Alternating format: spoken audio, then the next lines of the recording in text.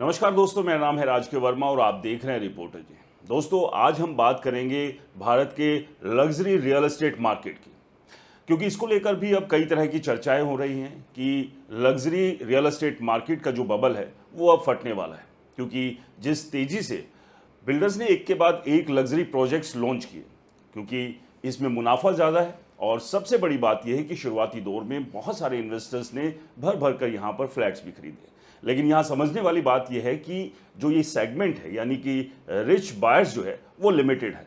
और क्या वो जो लिमिटेड बायर्स है उनकी लिमिटेशंस खत्म हो गई है, और क्या अब वो इस लग्जरी रियल एस्टेट मार्केट से दूरी बना रहे हैं? तो इसी पर चर्चा करेंगे, इसलिए इस वीडियो को अंत तक देखिए, क्योंकि ना केवल ये इन्वेस्टर्स बल्कि मिडिल क्लास आम आदमी के लिए भी जानकारी अहम होने वाली है। तो चलिए बगैर देरी किए शुरू करते हैं। दोस्तों, अगर आपको लगता है कि इंडिया का लग्जरी रियल एस्टेट मार्केट अभी भी रॉकेट मोड में है और करोड़ों के फ्लैट खरीदने वाले इन्वेस्टर्स आज भी लाइन लगाकर प्रॉपर्टी उठा रहे हैं, तो शायद आपको मार्केट का वो हिस्सा नहीं दिख रहा जो कैमरे के पीछे चल रहा है। क्योंकि इस समय इंडिया के लग्जरी हाउसिंग मार्केट में एक बहुत बड़ा साइलेंट एग्जिट शुरू हो चुका है। ऐसा एग्जिट जिसकी खुलकर चर्चा बिल्डर नहीं करना चाहते, क्योंकि अगर मिडिल क्लास बायर को असली तस्वीर समझ में आ गई तो करोड़ों रुपए की लग्जरी इन्वेंट्री अटक सकती है। पिछले कुछ महीनों में मुंबई, गुरुग्राम, बेंगलुरु, हैदराबाद, पुणे और गोवा जैसे प्रीमियम मार्केट में एक अजीब ट्रेंड देखने को मिला। बहुत सारे एनआरआई यानी नॉन रेजिडेंट इंडियन इन्वेस्टर्स जो 2020 के बाद भारत के लग्जरी हाउसिंग बूम में तेजी से पैसा लगा रहे थे, अब धीरे धीरे अपनी प्रॉपर्टीज बेच रहे हैं। और ये कोई छोटी मोटी सेलिंग नहीं है। ब्रोकर्स, वेल्थ एडवाइजर्स और प्रॉपर्टी कंसल्टेंट्स के मुताबिक कई हाई एंड सोसाइटीज में अचानक रीसेल लिस्टिंग बढ़ी है, खासकर वो फ्लैट्स जो इन्वेस्टमेंट पर्पज से खरीदे गए थे, ना कि खुद रहने के लिए। अब सबसे बड़ा सवाल यही है कि आखिर ऐसा क्या हो गया कि एनआरआईज पहले इंडिया के लग्जरी रियल एस्टेट को फ्यूचर गोल्ड माइन बता रहे थे, वही अब एग्जिट करने लगे हैं। देखिए, इसकी शुरुआत समझने के लिए हमें थोड़ा पीछे जाना पड़ेगा। कोरोना महामारी के बाद दुनिया भर में इंटरेस्ट रेट्स बहुत कम हो गए थे, विदेशों में बैठे एनआरआईज के पास लिक्विडिटी बढ़ गई। उसी समय इंडिया में लग्जरी हाउसिंग को लेकर एक नया नैरेटिव बनाया गया। India is the next global luxury property hotspot.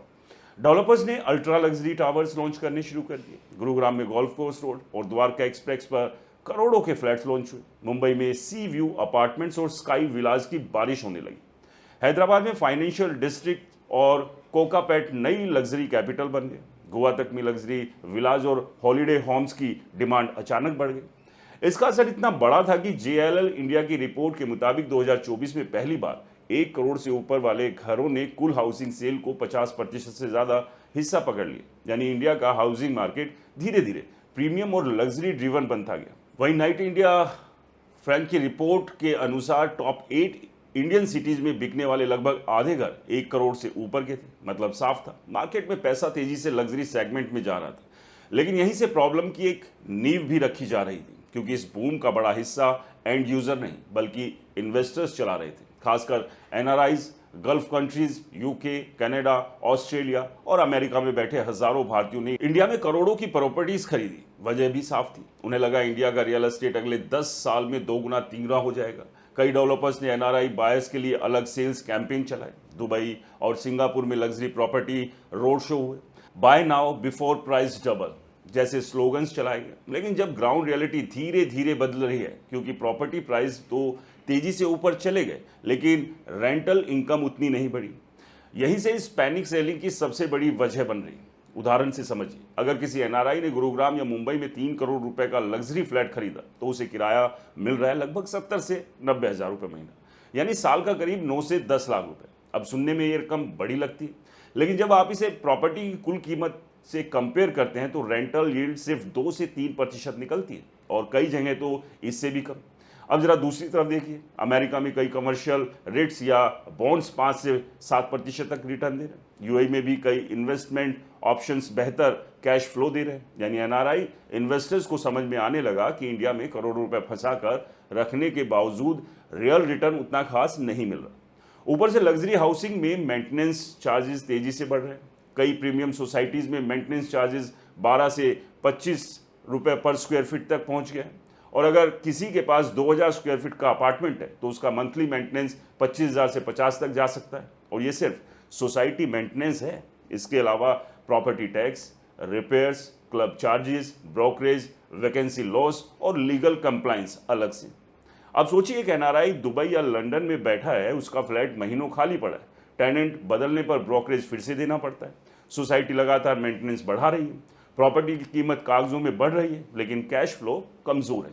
यही वजह है कि अब कई इन्वेस्टर्स प्रॉफिट बुकिंग के नाम पर एग्जिट करने लगे, खासकर वो लोग जिन्होंने 2020 से 2022 के बीच लो प्राइस पर लग्जरी प्रॉपर्टीज खरीदी थी, क्योंकि अब उन्हें लग रहा है कि शायद मार्केट पीक के आसपास पहुंच चुका है। इसी बीच इकोनॉमिक टाइम्स की रिपोर्ट में बताया गया है कि गल्फ देशों के कई एनआरआई इन्वेस्टर्स अब इंडियन रियल एस्टेट में पैसा निकालकर इंडियन इक्विटीज और फाइनेंशियल एसेट्स की तरफ जा रहे हैं। वजह ज्यादा लिक्विडिटी, कम हेडेक और बेहतर ट्रांसपेरेंसी।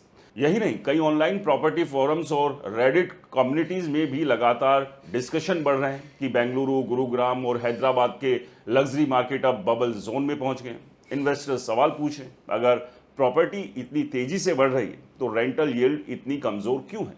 अगर डिमांड इतनी मजबूत है तो रीसेल में बायर्स जल्दी क्यों नहीं मिल रहे? अगर मार्केट हेल्दी है तो डेवलपर्स लगातार डिस्काउंट्स और पेमेंट्स प्लान क्यों बदल रहे हैं? और यही सवाल पूरे मार्केट की असली कहानी बताता है दोस्तों, क्योंकि कई प्रोजेक्ट्स में डिमांड नेचुरल नहीं बल्कि स्पेकुलेटिव बन चुकी है, यानी लोग रहने के लिए नहीं बल्कि फ्यूचर प्राइस ग्रोथ के भरोसे खरीद रहे हैं। यही पैटर्न दुनिया के कई प्रॉपर्टी बबल्स में देखा गया है। पहले इन्वेस्टर्स आते हैं, फिर तेजी से प्राइस बढ़ते हैं और फिर फोमो यानी फियर ऑफ मिसिंग आउट फैलता है। फिर बिल्डर्स कई लॉन्चेस लाते हैं और फिर एक समय ऐसा आता है जब स्मार्ट मनी धीरे धीरे बाहर निकलना शुरू कर देती है, जबकि आम बायर्स को अभी भी लगता है कि मार्केट तो अभी और ऊपर जाएगी। यही कारण है कि आज कई लग्जरी मार्केट में एक अजीब कॉन्ट्राडिक्शन दिख रहा है। हेडलाइंस कह रही है रिकॉर्ड सेल्स, लेकिन ग्राउंड पर रीसेल इन्वेंट्री भी तेजी से बढ़ रही है। बिल्डर्स नए टावर्स लॉन्च कर रहे हैं, लेकिन कई एग्जिस्टिंग लग्जरी अपार्टमेंट्स में ऑक्यूपेंसी उतनी मजबूत नहीं है। प्राइस ऊपर दिख रहे हैं, लेकिन एक्चुअल डील्स नेगोशिएशन पर हो रही है। कुछ ब्रोकर्स ऑफ रिकॉर्ड ये भी मान रहे हैं कि कई हाई एंड इन्वेस्टर्स अब डिस्ट्रेस नहीं लेकिन फास्ट एग्जिट चाहते हैं, यानी वो अभी भी प्रॉफिट में है, लेकिन उन्हें डर है कि अगर मार्केट स्लो हुआ तो एग्जिट मुश्किल हो जाएगा। और यही वजह है कि अभी पैनिक सेलिंग खुलकर दिखाई नहीं दे रही बल्कि धीरे धीरे साइलेंट सेलिंग के रूप में हो रही है। अब सबसे बड़ा सवाल यही है कि क्या ये सिर्फ टेम्परेरी प्रॉफिट बुकिंग है या फिर इंडिया के लग्जरी हाउसिंग मार्केट में कोई बड़ा करेक्शन आने वाला है? क्योंकि अगर एनआरआई डिमांड कमजोर पड़ती है तो इसका असर सीधे लग्जरी सेगमेंट पर पड़ता है। ऐसे में अब सबसे बड़ा सवाल यही है दोस्तों, क्या इंडिया का लग्जरी रियल एस्टेट मार्केट सच में एक बड़े बबल की तरफ बढ़ रहा है? क्या करोड़ों रुपए के फ्लैट्स और स्काई विलास का ये चमकदार खेल आने वाले समय में अचानक स्लो डाउन या करेक्शन में बदल सकता है? देखिए, अभी मार्केट की हालत बिल्कुल वैसी है जैसे बाहर से बहुत सब कुछ चमक रहा हो, लेकिन अंदर कई जगह दरारें बननी शुरू हो गई। क्योंकि एक तरफ हेडलाइंस लगातार बता रही है कि इंडिया का लग्जरी हाउसिंग मार्केट रिकॉर्ड पर रिकॉर्ड बना रहा है, वहीं दूसरी तरफ कई ऐसी वार्निंग सिग्नल्स भी सामने आ रहे हैं जिन्हें बिल्डर्स और डेवलपर्स खुलकर डिस्कस नहीं करना चाहते। एक उदाहरण लीजिए, हाल ही में आई अल्ट्रा लग्जरी रिपोर्ट के मुताबिक पिछले कुछ सालों में भारत में 100 करोड़ से ज्यादा कीमत वाले 49 अल्ट्रा लग्जरी होम्स बिके और इन डील्स की कुल वैल्यू लगभग 7,500 करोड़ तक पहुंच गई। सोचिए, सिर्फ 49 होम्स और कुल कारोबार हजारों करोड़ का, मतलब अल्ट्रा रिच बायर्स की डिमांड अभी भी मौजूद है। वहीं टाइम्स ऑफ इंडिया की एक रिपोर्ट के अनुसार गुरुग्राम ने लग्जरी सेगमेंट में मुंबई तक को पीछे छोड़ दिया और 10 करोड़ से ज्यादा कीमत वाले घरों की सेल 24,120 करोड़ तक पहुंची। यानी एनसीआर का लग्जरी मार्केट इस समय पूरे देश में सबसे एग्रेसिव ग्रोथ दिखा रहा है। बड़े बड़े बिल्डर और बड़े बड़े डेवलपर्स लगातार अल्ट्रा लग्जरी टावर्स लॉन्च कर रहे हैं। कई प्रोजेक्ट्स लॉन्च होते ही सोल्ड आउट दिखा दिए जाते हैं। सोशल मीडिया पर करोड़ों के पेंट हाउस और इंपॉर्टेंट मार्बल वाले क्लब हाउसेस की वीडियो वायरल होती रहती है। ऐसा माहौल बनाया जाता है कि अगर आपने अभी लग्जरी फ्लैट नहीं खरीदा तो शायद आप लाइफ की सबसे बड़ी अपॉर्चुनिटी मिस कर देंगे। लेकिन यहीं पर कहानी पलटने लगती है, क्योंकि जितनी तेजी से प्राइस ऊपर गए उतनी ही तेजी से आम बायर्स की इनकम नहीं बढ़ी और यही किसी भी बबल का पहला वार्निंग सिग्नल होता है। रॉयटर्स हाउसिंग मार्केट पोल रिपोर्ट के मुताबिक एनालिस्ट मान रहे हैं कि इंडिया में होम प्राइसेस लगातार बढ़ रहे हैं लेकिन अफोर्डेबिलिटी कमजोर हो रही है। यानी फ्लैट्स महंगे होते जा रहे हैं लेकिन उन्हें खरीदने वालों की वास्तविक क्षमता उसी स्पीड से नहीं बढ़ रही। यही कारण है कि अब कई लग्जरी प्रोजेक्ट्स पूरी तरह इन्वेस्टर्स ड्रिवन बनते जा रहे हैं। यानी वहाँ रहने वाले एंड यूजर्स कम हैं, जबकि इन्वेस्टमेंट पर्पज से खरीदने वाले बायर्स ज़्यादा है। अब इस मॉडल की सबसे बड़ी प्रॉब्लम समझिए, जब कोई फ्लैट रहने के लिए खरीदा जाता है तो ऑनर मार्केट स्लो होने पर भी उसे जल्दी नहीं बेचता, लेकिन जब कोई प्रॉपर्टी सिर्फ इन्वेस्टमेंट के लिए खरीदी जाती है तब इन्वेस्टर हर समय एग्जिट अपॉर्चुनिटी ढूंढता रहता है। जैसे ही उसे लगता है कि प्राइस पीक पर पहुंच चुके हैं तो वो बेचने लगता है, और यही पैटर्न अब कई लग्जरी मार्केट में दिखाई देने लगा है, खासकर उन सिटीज़ में जहां पिछले 3 से 4 सालों में प्रॉपर्टी प्राइस असामान्य तेजी से बढ़े। गुरुग्राम इसका सबसे बड़ा एग्जाम्पल बन चुका है। कई प्रीमियम लोकेशन पर फ्लैट्स की कीमतें 3 से 4 साल में दोगुना हो गई हैं। Dwarka expressway, golf course extension road और एसपीआर जैसे इलाकों में 15,000 से 18,000 पर स्क्वायर फीट से शुरू हुए प्रोजेक्ट्स आज 30 से 40,000 पर स्क्वायर फीट तक पहुंच चुके हैं। लेकिन सवाल यह, क्या वहां रहने वालों की सैलरी भी दोगुनी हुई है? क्या रेंटल यील्ड भी उसी स्पीड से बढ़ा है? जवाब है नहीं। कई ब्रोकर्स मानते हैं कि लग्जरी फ्लैट्स की कीमतें अब एंड यूजर डिमांड से ज़्यादा इन्वेस्टर सेंटीमेंट पर चल रही है। यही वजह है कि मार्केट में पेपर वेल्थ बहुत तेजी से बनी, लेकिन रियल कैश फ्लो उतना मजबूत नहीं है। कई इन्वेस्टर्स को अभी भी सिर्फ 2 से 3% तक रेंटल यील्ड मिल रहा है, जबकि मेंटेनेंस चार्जेस लगातार बढ़ रहे हैं। अब प्रॉब्लम और बड़ी तब हो जाती है जब मार्केट में इन्वेंट्री बढ़ने लगती है, क्योंकि पिछले कुछ सालों में डेवलपर्स ने लग्जरी सेगमेंट में आक्रामक लॉन्चेस किए। हर बिल्डर को लगा कि हाई एंड बायर्स कभी खत्म नहीं होंगे, लेकिन अब धीरे धीरे सप्लाई इतनी बढ़ रही है कि कई जगह कंपटीशन तेज हो गया। यही कारण है कि कई बिल्डर्स अब ऑफिशियल प्राइस बढ़ाने के बावजूद अंदर खाने deals, weavers, flexible pavement plans और हिडन डिस्काउंट्स देने लगे, क्योंकि असली डिमांड उतनी मजबूत नहीं जितनी दिखाई जा रही है।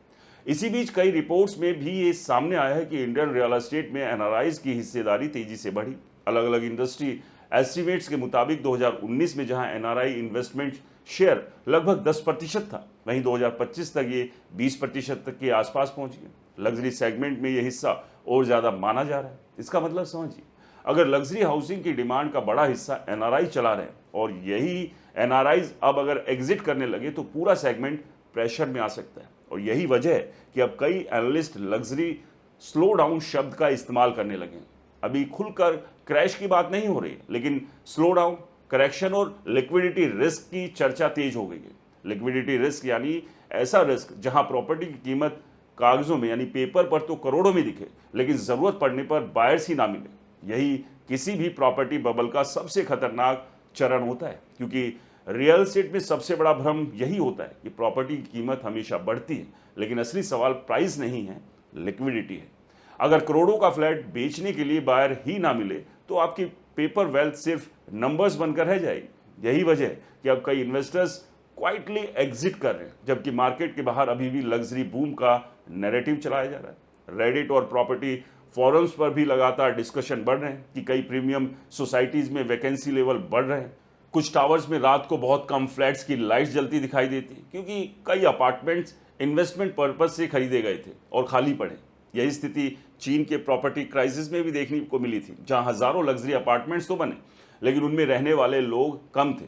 अब इंडिया उस स्टेज पर नहीं पहुंचा है, लेकिन एक्सपर्ट्स मानते हैं कि अगर इन्वेस्टर ड्रिवन डिमांड बहुत ज़्यादा बढ़ गई और रियल एंड यूजर्स कम रहे तो फ्यूचर में करेक्शन का रिस्क बढ़ सकता है। इसी वजह से अब लोकल बायर्स के लिए सबसे बड़ा खतरा सिर्फ हाई प्राइसेस नहीं, बल्कि बिल्डर का मार्केटिंग नैरेटिव बन चुका है, क्योंकि जब तक सेल्स चलती रहेगी तब तक हर project last few units, price hike soon, limited inventory, invest before rates double जैसे इमोशनल ट्रिगर्स इस्तेमाल करते रहेंगे।